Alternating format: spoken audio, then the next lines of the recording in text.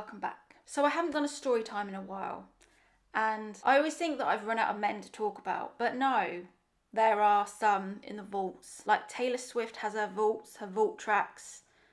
We're going back into the vault tracks. And I know this is going to trigger a few people. I generally don't mean it as a triggering video. I just obviously have to title my videos in a way that they'll be picked up. So, never move for a man. And basically I've moved twice for a man, and kind of like for different reasons. And this topic came about because obviously I moved house, and this was the first time that I moved house, and I moved house for me, and I didn't move for anyone else. And I purposely moved away from all the boys that I like, because all the boys I like live in the city, and I purposely moved an hour away in a small seaside town because I needed to move for me. And this is generally the first time that I've moved for me, and I'm near my family, and I'm in a lovely flat. And previous times I've moved, it's always been a man that's the catalyst for the move, because you know me, I hate moving, I hate change. And the first time I moved was surprise for a man. So when I was really young, I started dating someone, and I was obviously really naive about men. Obviously, when you're younger, you don't really understand men, and you don't really understand the dynamics of men.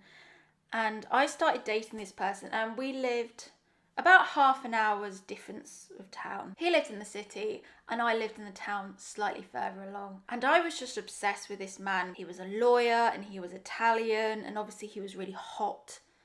And I was just a young, impressionable woman, and I could feel him pulling away. I could feel him pulling away and not be interested. And instead of just leaving things be and moving on, I decided no, I decided that that was not the sensible option. I decided that the sensible option would be to move into the same town as him. Because in my young brain, I thought that it's the distance that's killing it. It's the not being in the same town. That's what's killing it. That's why it's not progressing. So I thought if I moved into the same town as him, then we can pick things up. But you can't fix a relationship by moving into the same town. He wasn't interested, so no matter where I lived in the UK, would not change things. This man was just not interested in me. And I thought that being nearer him would make it easier for us to go on dates. I thought it'd be easy for us to be together because I'd made the effort and I'd moved into a town. So I'd cut the distance problem, and I put all in my eggs in one basket, and I just thought, yeah, I'll move to this town. And obviously it didn't work because men say that they don't like a challenge, and people will comment to me saying, men aren't hunters, nah, nah, nah. But if you move into the same town as someone, you're not being a chase anymore. You're putting all your eggs in one basket, you're showing all your cards, and you're telling a man that you're really interested in him and that you really want to be with him. And for a man, the chase just goes. He will see you as desperate and clingy, and that's unfortunately what happened to me when I moved into this town. That's what this man thought. He thought I was bloody crazy because I moved bloody town to be with him. And it obviously didn't go well. In my young naivete, wanted to be with this person. Luckily it didn't work out so bad because I worked in the town and I could make the best of it. And I had friends in the town, and it wasn't such a bad judgment call. In the end, it benefited me in my young years being in a city, and it wasn't so bad. Fast forward to a few years later, and I met somebody else, and I lived in the city and I had it all going on, and I made the disastrous decision again to move for a man. And this second time I decided to move from a busy city into a commuter town, which was completely the wrong judgment call for me. It was again, I was stuck because of financially. Hold on, let's go back a bit. It was a bit of a two-pronged attack where I had noisy neighbours. Again, why do I always have to have the worst neighbours? But I wanted to move because I had noisy neighbours and I couldn't really afford the city anymore. So as most people do, you rent in your young years a city, you can no longer afford it, so you move out. And this man lived in a commuter town. And again, I really liked him, and I wanted it to work. I wanted it to work so much. I really liked him. So again, I thought I will move town to progress the relationship. Being near this man will make it convenient for us to go on dates. We can be together. And I moved to this commuter town. And it's only now, 6 years later, that I've moved out of the commuter town, that I realised what a bad judgment call it was. Moving for a man, moving away from my family, moving so far away from family and friends.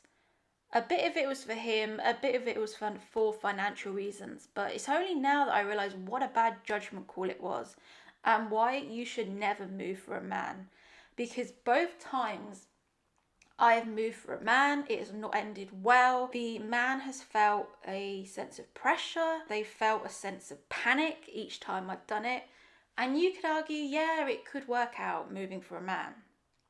But both times I've done it, it hasn't worked. I also got to thinking about this because I watched the drama series Sex Life and it's on its 2nd season now. And I was more interested in the dynamic between the black couple. Because it's all about Billy and, oh, should she end up with her husband? Should she end up with her new lover? Should she end up with Adam? And it was just all a bit like, oh my God.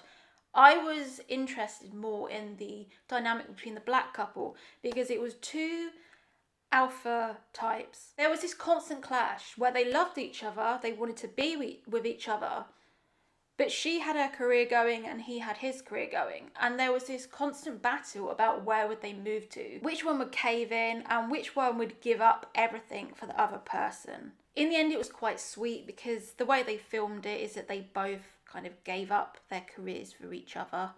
And they both realised that they loved each other and it all worked out. It was all lovely. But why is it always the woman that has to give up her career for a man? Why is it always the woman that has to give up her job, her family, her home life for a man? Why can't it sometimes be the other way around where the man sacrifices his home, etc. for the woman? It's always seen in society that the woman has to give up everything. And it's such an interesting dynamic that I was thinking about, because I was thinking again, if somebody asked me to move for love, I don't know if I'd do it now. I don't know if I'd give up my job, my friends, my home to move internationally just so somebody can stick their penis inside me at regular intervals. Is it really worth giving up everything for a man and putting all your eggs in one basket for him to turn around and just be like, nah, I'm fed up of you now? Is it worth derailing your whole life for a man and moving for a man? I simply don't think it is. It's not so bad if you're talking about the UK, but if somebody asks you to move internationally, I would not do that unless there was a ring on it. And you could say that's setting back feminism 20 years or whatever, but generally, I don't think you should put all your eggs in one basket for a man unless you have the promise of marriage and commitment. Why should you derail your whole life for a man that isn't committing to you? I think no. I've created this life. I've spent time, educating myself. I've spent time working in a certain field, getting skills. I've spent time doing my podcast.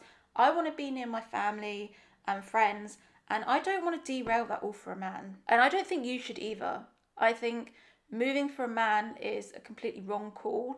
And why should it always be the woman that moves? Why can't it be the other way around? Anyway, that's most of my take on it. I feel like I've been quite ranty today. But obviously this is just anecdotal, and it's 2 times I've moved for the wrong reasons. I've moved to progress people, relationships that weren't really that serious. I think if you are going to move for a man, it has to be really serious, and you have to outweigh the options of, is my life going to be exponentially better moving to be with this person? How much am I giving up? How much am I giving up moving? Am I giving up everything? Am I giving up all my friends? Am I giving up all my family just for a relationship? Because remember that life is split up into parts, and the relationship you have should not be your whole wheel of your life.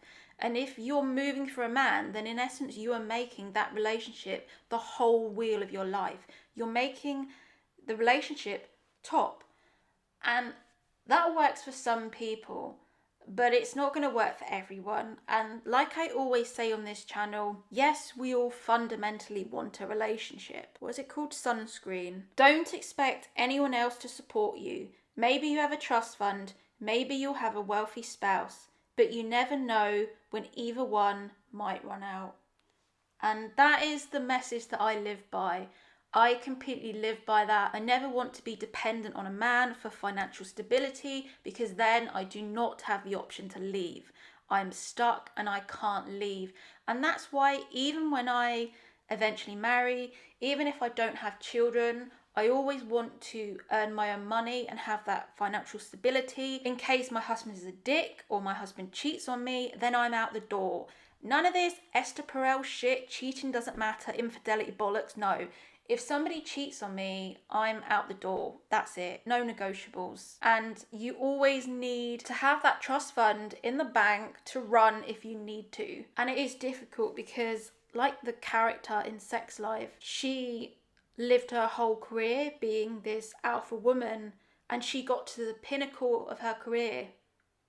But at the pinnacle of her career, she got there and she had no one to share it with.